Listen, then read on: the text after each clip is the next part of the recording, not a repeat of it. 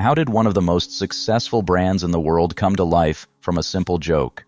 Imagine this, just one tennis match, one nickname, and your life changes forever.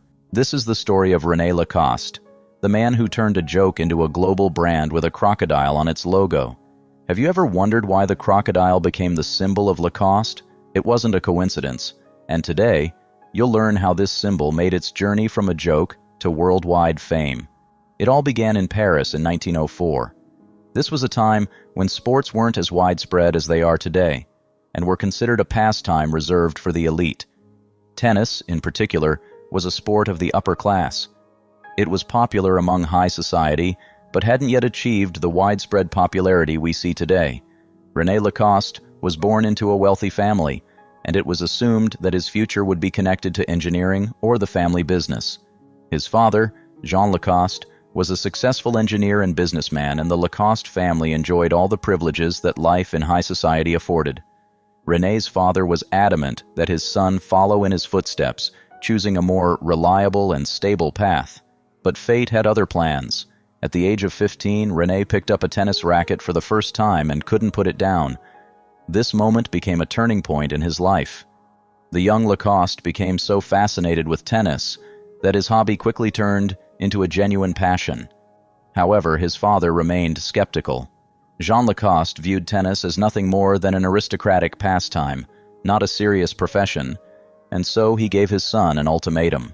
If Renee wanted to keep playing tennis, he had to become the world champion within 5 years. This was a challenge that the young Lacoste embraced with enthusiasm, but his journey would be full of obstacles. The path to the top turned out to be much more difficult than anticipated. Renee trained with incredible dedication, pouring all his energy into achieving his goal every single day. But as is often the case in sports, the early steps were far from ideal. In 1922, Lacoste competed for the first time at Wimbledon, one of the most prestigious tournaments in the tennis world. Unfortunately, his performance ended in disappointment. He was knocked out in the very first round. For many athletes, such a loss could have marked the end of their dream, but not for Renee. He wasn't about to give up. This defeat only fueled his determination. After this failure, he analyzed his mistakes and kept training hard. Renee was determined to prove to everyone, especially his father, that he could become a great athlete. In 1923, Renee got his chance to prove himself on the international stage. He was selected for the French national team to compete in the Davis Cup, a prestigious international tournament. It was there that he met his future teammates, Jean Borotra, Henri Cochet, and Jacques Brugnon. Together, they became known as the legendary Four Musketeers. This team brought numerous victories to France, and Renee Lacoste became a true star of world tennis. However, his real breakthrough came in 1925. That year, Renee won his first Grand Slam tournament, the French Open, which was a major leap forward in his career.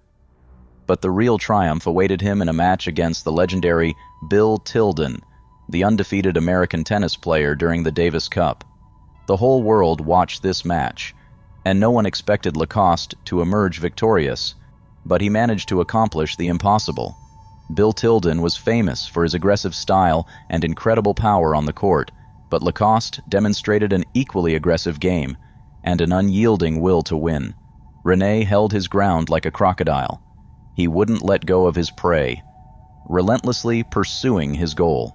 The journalists were amazed by this and dubbed him the crocodile. This nickname quickly stuck, and Lacoste embraced it with enthusiasm, seeing it as a symbol of his character. Moreover, in 1926, the captain of the French team promised Lacoste a crocodile leather suitcase if he won an important match. Lacoste not only won, but also turned the crocodile into a key part of his image. Renee's friend, artist Robert George, created the design of a small crocodile which was embroidered on Lacoste's tennis blazer. Thus, a symbol was born that would become the globally recognized logo of the Lacoste brand within a few years. Soon, Renee realized that the sportswear he competed in was extremely uncomfortable. Traditional long-sleeved button-up shirts restricted movement, making it difficult to fully concentrate on the game. This realization led him to create more comfortable sports clothing. Lacoste believed that tennis attire should be both stylish and practical. In 1933, after retiring from professional tennis, Lacoste teamed up with André Gillier, the owner of France's largest textile company.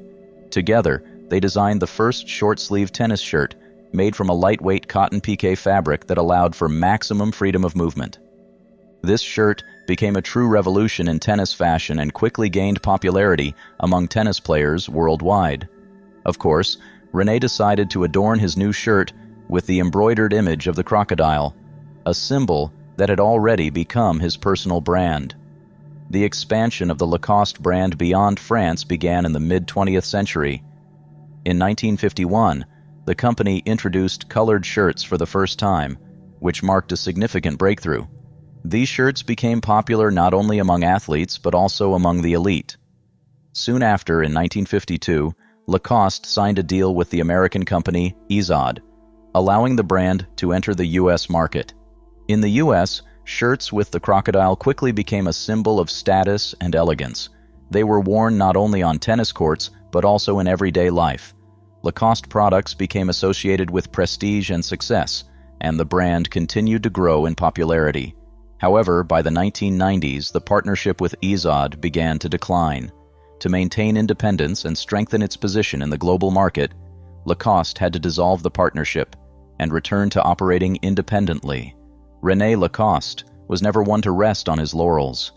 In 1963, he developed the world's first steel tennis racket, which replaced traditional wooden models. This innovation revolutionized the game, giving players more control and power in their shots. Many top players, including Jimmy Connors, used this racket, significantly boosting both the popularity of the racket itself and the Lacoste brand in the sports industry. Despite his commercial success, Renee Lacoste always believed in the social responsibility of business. In 2006, the Renee Lacoste Foundation was established to help underprivileged children gain access to sports activities. This foundation continues Renee's legacy, passing on his values and principles to future generations. Additionally, Lacoste actively participates in environmental initiatives. In 2018, the brand launched the Save Our Species campaign, in which the iconic crocodile on the shirts was temporarily replaced by the logos of endangered animal species. The campaign drew attention to the importance of biodiversity conservation and highlighted that Lacoste is not just about fashion, but also about social responsibility. With the dawn of the new millennium, Lacoste faced the need for renewal. In the early 2000s, the brand decided to undergo a major rebranding. Christophe Lemaire was appointed as creative director, and he brought a new level of elegance and refinement to the brand. This allowed Lacoste to regain popularity among the younger generation while still preserving its athletic roots. In 2017, the globally renowned tennis player Novak Djokovic became the new face of the brand. His partnership with Lacoste wasn't just a marketing move. Djokovic, like Lacoste in his time, became a symbol of determination and love for the sport. This step confirmed that the philosophy established by Renee was still very much alive. Today, Lacoste is more than just sportswear. It is a symbol of elegance, style, and quality. The brand continues to expand its product lines, offering not only clothing but also footwear, accessories, fragrances, and even home decor.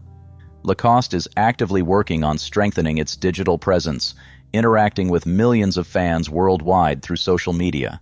But what truly matters is the story behind the crocodile logo.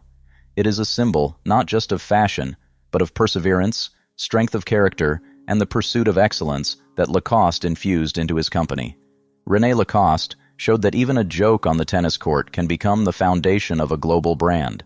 Lacoste is a legacy that continues to live in everyone who chooses their path to success.